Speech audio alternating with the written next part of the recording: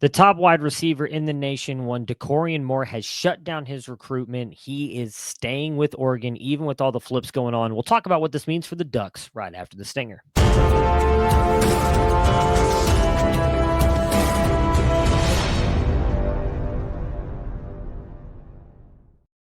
If you like what we're doing here at Campus to Canton, please hit that like and subscribe button so you don't miss any of our recruiting news or any of our college fantasy football videos. And if you, again, want to help spread the good word of college fantasy football, help us out by hitting that like and subscribe button. So the number one wide receiver, and I think you could make the argument for one of the best high school players in the entire country, Dakorien Moore, has shut down his recruitment per On3, and he is sticking with Oregon. Despite all the flips going on right now, he is staying. So he is the consensus wide receiver one for all four services and is a 5-star. He currently comes in at a 98.7 rating.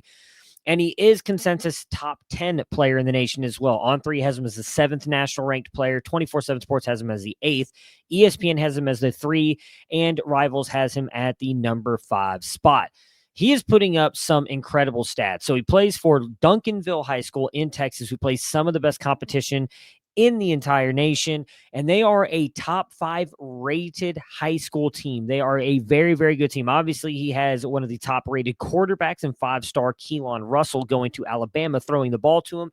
But in 10 games so far, he has racked up 49 catches for 993 yards and 14 touchdowns. He is averaging 99 yards per game, and he's produced every year he's been out there. In 2022, as I believe a sophomore, he finished with 764 receiving yards and 6 touchdowns. Last year, he had over 1,300 receiving yards. Dakorien Moore is an absolute beast. He is arguably, in my opinion, one of the best wide receivers that I have graded over the past couple years. I view him very much as like a Will Fuller type wide receiver. We have him tracked at 22.6 miles per hour, guys. That is the 99th percentile in mile per hours in our database, going all the way back to guys like Barry Sanders. We have a lot of players in our database, 99th percentile in speed at 22.6 miles per hour. He is an 81st percentile athlete. And again, to me, he compares very favorably to one Will Fuller. Now, that may sound bad when you think about what he did in the NFL, but he was also injured a lot. And I think Dakorien Moore has much better hands. I've seen comps going as well, even into, I believe On3 has him comp to Odell Beckham Jr., who's personally one of my favorite players of all time.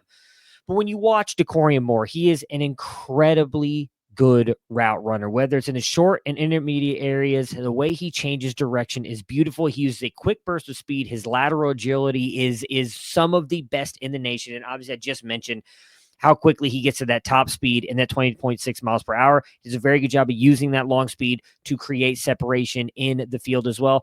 I feel like he does a very good job at the catch point. He is very good at going back and catching the ball in contested catch situations. He's not afraid to go up and battle against the toughest cornerbacks in the nation. And I believe I was trying to find the thing. Yes, 1,400 yards. 1,486 receiving yards last year on 69 passes for 18 touchdowns. He's just an incredible, incredible player. And he is going to, in my opinion, one of the perfect spots.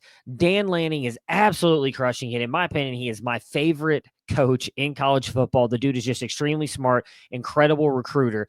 But you add on top of that his smart hires. Obviously, you had Kenny Dillingham there a couple of years ago. We saw what he was able to do with that offense. And when Dillingham moved on to Arizona State, he made the smart hire of bringing in UTSA's Will Stein, right?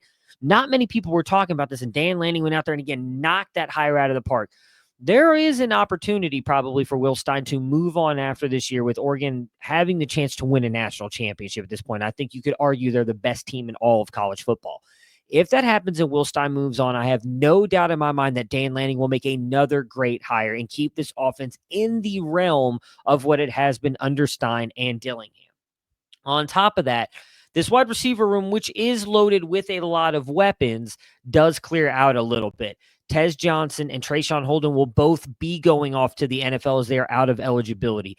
I'd imagine Evan Stewart likely goes, though he does have an extra year of eligibility, but he's played really well since Tez Johnson has gone down, and in my opinion, is still one of the best wide receivers in the nation and should be able to go into the NFL and command first round, if not at worst, second round draft capital.